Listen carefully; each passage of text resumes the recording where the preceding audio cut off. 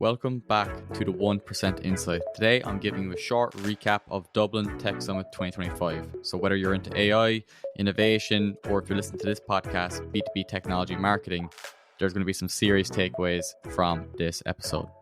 In this Dublin Tech Summit 2025 recap, I'm going to be talking about how OpenAI is scaling AI to a global level, what's next for AI in Europe and the regulation around that AI, and how the world of B2B marketing is being totally rewritten. Let's get into it. So the first keynote discussion I want to chat about from Dublin Tech Summit was called The Next Chapter, Scaling AI for Global Impact. This was a discussion with Sarah Friar, the CFO of OpenAI, and Carmel Crimmins from Reuters Econ World. And this keynote was a powerful blend of vision, realism, and economic insight into how OpenAI has developed from a startup and a research company to being one of the biggest companies in the world. Sarah from OpenAI didn't just talk tech, she talked infrastructure, investment, and what it really takes to scale AI for global impact. Some big points that Sarah made was that scaling AI is expensive, and when we say expensive, we mean really expensive in the hundreds of billions. Also, on the other hand, running large-scale models such as ChatGPT, which is their main product, demands massive data centers and a massive amount of gigawatts of energy. There was also talk of OpenAI's acquisition of Johnny Ive's hardware startup, IO, and it was a hint that hardware will play a key role in the next wave of AI, but Sarah didn't drop any specifics. This is a hardware startup, so it's going to be interesting to see how OpenAI integrate that with their own software and potentially bring out some new hardware products that might be wearables or home products. Sarah also mentioned the potential of an IPO for OpenAI.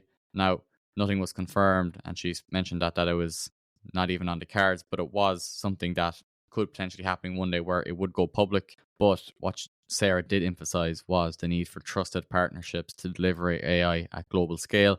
And she mentioned that they were speaking to a lot of the governments around the world. So it's gone from being a company, but it's speaking to global governments, obviously being the technology as the front runner of AI. Sarah believes that Ireland is uniquely positioned. It's got talent, agility, and a global perspective. Small competitive teams here are thriving, especially those leaning into agentic AI and smart data usage. So this was a fantastic conversation to start off Dublin Tech Summit. We got a really great insight into how OpenAI operates, the amount of funding that is required to keep the company going. They spoke briefly about the competitors that OpenAI has in terms of DeepSeek in China. They were mentioning how they're positioned. At the moment, they'd predicted they're around 85% market share. This was a fantastic start to what was going to be a fantastic couple of days at Dublin Tech Summit.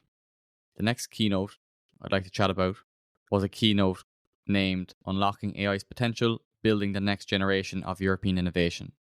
The speakers on this panel discussion, Gilliam Princeton from Anthropic, Fergal Reid of Intercom, and Dr. Patricia Scanlon of the AI Advisory Council. So this session gave a very European lens on AI. The tone here was pragmatic and regulated, but also optimistic. The speakers really spoke about the digital renaissance and now that it has arrived with AI. They also spoke about that there is a catch. AI isn't going to automate jobs end to end just yet. So what it will do is automate tasks. And that really matters because to automate a job end to end takes a lot of context for the AI to understand. But what it can do is automate tasks that are maybe mundane, stuff that you want to do, takes a lot of time, that it can do on your behalf so that it can free up more time for your team and for yourself to really have an impact at your company. They mentioned that AI will support people, not replace them. And this Anthropic's Gilliam Princeton emphasized that ethics first development and their cautious stance is notable compared to the move fast mentality of others. So it really had a kind of a split look at obviously the deregulation, not a lot of laws in the US around AI and the companies obviously scaling fast from out of there. Whereas with the European AI Act, they are taking a more regulated view of AI and how it's incorporated into companies and how it's built. And it was really interesting to learn more about the EU AI Act. And it's obviously a very comprehensive regulation and it's shaping how companies can build and deploy AI in Europe. Great questions were put to the speakers in terms of, does this slow down Europe's ability to compete with the US or China, the race to become a leader in AI? They acknowledged that yes, it could slow down development or scale, but what they did mention and what they were optimistic about was that by regulating it, it can be controlled, and hopefully with that control will come sustainable and ethical AI that you can trust, both when you're using it, but also when you're deploying it into other companies, because obviously sensitive data is top of mind. And hopefully this approach to regulating AI will protect company and personal data from those that may look to exploit that. Gilliam Princeton, who is the head of EMEA at Anthropic, and Fergal Reid, who is the VP of AI at Intercom, they showcased how startups and enterprises can leverage advanced AI capabilities. So they provided practical strategies for integrating AI into your business operations. They showcase real-world examples, like I mentioned, in terms of how the AI is being regulated in Europe versus if you're a company in the US and how that matters for you. And they also spoke about how you can balance technological innovation with a human-centered approach and design. The speakers from Anthropic and Intercom were asked what are their predictions for AI. Now, what they mentioned was obviously having an ethics first development will be really important. And that was something really shown in terms of how Europe is treating AI. But they did say don't trust predictions too much because AI is evolving so fast, it's nearly impossible to assume where technology might be in 1 month, 6 months, 12 months. The final keynote that I'm going to be discussing in this Dublin Tech Summit recap, which is something I think a lot of people in this audience will really want to learn more about, is Sell Me Something Smart, the next gen MarTech. And this was essentially a discussion on B2B marketing. No surprise that I've left the best for last in terms of our audience group, but it was a really interesting discussion around the current landscape of B2B marketing, where it might be going, and how AI plays into that. On this panel discussion were Harmony Murphy, who chaired the discussion. We had Kieran Flanagan, Senior Vice President of Marketing at HubSpot. We had Adebolo Olomo, CEO of Different Media. We had Ansi Rusi, CEO of Supermetrics, and Henry Cowling, Chief Innovation Officer at Monks. So this panel was a fantastic discussion around B2B marketing, and it really spoke about the current playbook and how that is totally being rewritten as we speak. So one of the main topics, and we speak about this a lot too at Trend 7, is the funnel or the ideology around the funnel. While important to create a solid foundation for your marketing and understand how people move through a process, it's really being phased out because B2B buyers do not take part in a linear funnel. Instead, looking at it from the format of a B2B buying journey, and that journey is non-linear. There's many touch points with B2B buyers, and it's not even just one B2B buyer. We all know there's many B2B buyers who act as a B2B buying committee. Buyers are now doing more research on their own across multiple channels. They talk to their peers, they search online, and what's most important for our audience here at the 1% Insight who are interested in B2B technology marketing is that being discoverable on large language models and other AI systems will be hugely important going forward, such as being found in ChatGPT or Claude. Because as many B2B buyers are now conducting individual research by themselves, they are waiting much longer to engage with sales reps of your companies. Therefore, all this self-directed research is proving a critical part of the B2B buying journey. So if your company isn't being found in those early stages of the B2B buying process, then you do not stand a chance of being there when they are making their minds up and making a decision. Kieran Flanagan of HubSpot made some great points, especially around the B2B buying journey. And he referenced some research that basically suggests that a large amount of the B2B buying journey will be influenced by LLMs going into the future. How are you being found on ChatGPT? When people put prompts into ChatGPT, Perplexity, Claude, is your company being ranked number one? Even we can see it today. If you look at the Google summaries, the Google overviews that pop up, it's taking a lot of traffic away from people actually going to your website. So how can we optimize content to be found by your potential prospects when they are in this research phase? So it's not all just about SEO anymore. It's not all just about social anymore. They play fantastic roles in being discovered, and there's a lot of research to back that up. But we also need to be thinking about how are we creating content that the AI agents can look at, understand, and then recommend to the person on the other end of the screen who is looking for that information. So this panel also delved into AI as the ultimate growth partner. So they really looked at precision-based marketing and utilizing AI to basically match content to the right person at the right moment, depending where they are in the B2B buying journey. So they're tracking intent signals and you're understanding where they are in the B2B buyer's journey, and you're providing them with very personalized content that resonates with them for where they're at. A person who we've identified being slightly at the latter stages of the B2B buying journey, they're looking to make a decision. So instead of showing them a piece of awareness content that might be very focused on people who don't know you at all, you might instead need to be showing them a case study with a video of a customer similar to them in a similar industry that shows their success. They also spoke about agentic AI systems. So these are AI agents that don't just assist, they act on your behalf. So they can take data across your CRM, web analytics, social media campaigns, and then trigger actions like sending emails, surfacing insights to sales, or even adjusting your website messaging in real time. So this is going to be a really interesting part of B2B marketing in terms of how we use AI to craft very specific content to very specific people instead of one-to-many, one-to-one, and how we can use that to add personalization to close more deals.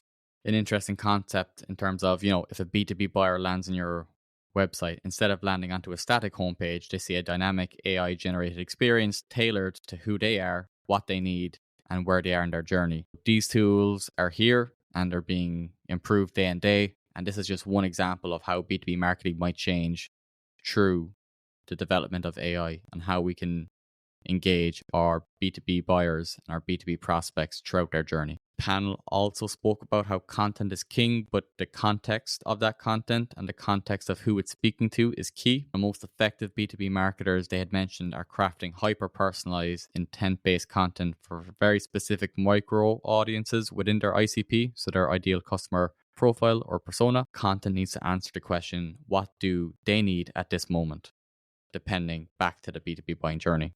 And this just doesn't stop with marketing. We now have a fantastic array of information about how we can help these B2B prospects within our pipeline. So we can then collaborate with sales so that they have context about who this is, what they need, where they are in their journey. We can then share this content and these insights with sales teams. So we're actually combining marketing and sales for the betterment of the company. So some topics we can start, delivering to sales is what content has this person engaged with? What AI conversation did they have on your website, maybe with a chatbot? What pain points did they highlight? So you can take this information and then summarize it and give it to the sales team so that when they jump on the demo or they jump on that introduction call, they're well equipped with who this person is. So that is what this precision marketing is all about. It's, providing sales with these great insights that we are collecting from marketing so that when they meet the buyers where they are and not assume that they are somewhere where they're not. We're looking at data and why is data so important and why is your own company IP, your own data, essential in this process. The panel really did stress the importance of first party data and that kind of IP that you have within your own company, tracking and third party data becoming more obsolete within search engines and tracking metrics, your own data, how people engage with your website, your social media, your content, emails becomes invaluable. So it's not just about collecting that data, though, it's about structuring it and cleaning it to make sure that it's regulated, obviously abiding by the relevant laws, and that it's actually a good representation of your audience. The panel mentioned if your data is bad, your AI output will be bad. So you can have all the AI tools in the world. You can be spending a lot on the tools. But if your data that you have provided the AI with isn't quality and isn't correct, then it's going to give out an output that isn't quality and isn't correct. So this is where building a strong data foundation becomes a competitive advantage for companies of the future and the companies of today. So better data equals better personalization in your marketing. Better data can serve more relevant content to your target audience group, depending where they are in their B2B buying journey. And if you have better data, you're going to be able to get better performance from your AI. Think of data as the fuel and AI as the engine. Without good, clean fuel, the engine won't work and you won't be going very far. Despite all the AI talk, which dominated Dublin Tech Summit of 2025, the panel did bring it back to something more human-like and especially human creativity. They showcased be human, be creative, be curious. So yes, AI is a creative partner, it's a strategic accelerator, but the human marketer is at the core of it. And it's how your team of B2B marketers are utilizing AI to get more out of your team, to be more efficient, and to ultimately provide more value to your target audience group. And with AI, you can do that. So it doesn't have to be a fear around the technology. If your teams can embrace it in a regulated and obviously making sure that you're being careful with how it's being used, it can be a fantastic enabler for speaking to your target audience group and providing them with value. Also providing sales with insights that they require to help improve conversion rates. Creativity within B2B marketing will be a differentiator and a competitive advantage. Everybody's going to have AI. Everybody's going to have access to the tools. AI is making it easier than ever to launch new products, add new features on the technological side. But where your company can really win is the creativity and the human instinct, which with all the technology in the world cannot be replicated. Yes, it can write copy. Yes, it can create videos, but your own team's creativity, knowledge of your target audience group can really help you tell the story of your brand and be the guide to your target audience group. An interesting part of it was that the prompting was named as one of the most valuable emerging skills for marketers today. So how you prompt within these LLMs, how you prompt within all these AI tools has become really important for marketers, for the B2B marketers of today to look at and to learn so that they can utilize AI in their own career, in their own departments to increase the output that they are driving. One line that really drove home this message was from Adebolo, and she mentioned that the marketing department isn't a solo singer anymore. We're looking at marketing as an orchestra. If you look at your B2B marketing department as an orchestra, there's different instruments that are needed within that orchestra to play the song. If you miss one or the other, it's not going to play as well. So when it's running well, such as if you look at it from your marketing department, so if you have content creation, AI, data, strategy, creativity, and sales all in sync, showcases that no matter where your prospects are going throughout the B2B buying journey, that you're meeting them where they are. So your website is optimized, your social media is optimized, your email is optimized, your webinars are optimized, all the different marketing activities that form part of your orchestra in this metaphor are all optimized and ready to play their role in the B2B buying journey to help optimize sales and growth. The new B2B marketing playbook is being written as we speak.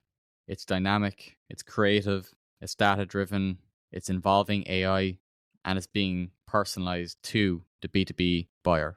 The opportunity with this is that it's being written right now, and B2B marketers of today have a fantastic opportunity to combine creativity, AI to really drive fantastic campaigns for their companies, provide value to your target audience group, but also provide value to your company and to the sales teams and provide them with information to help them better understand your prospects, your own customers. And interestingly enough, last week, just before Dublin Tech Summit, I created a free resource on how you can utilize content to drive pipeline in this new age of B2B technology marketing. So if you're interested in accessing that free resource, which is Build a B2B Tech Content Strategy that fuels your pipeline, there's a 35-minute video, there's a free guide, and there's also 8 bonus insights for B2B technology marketers.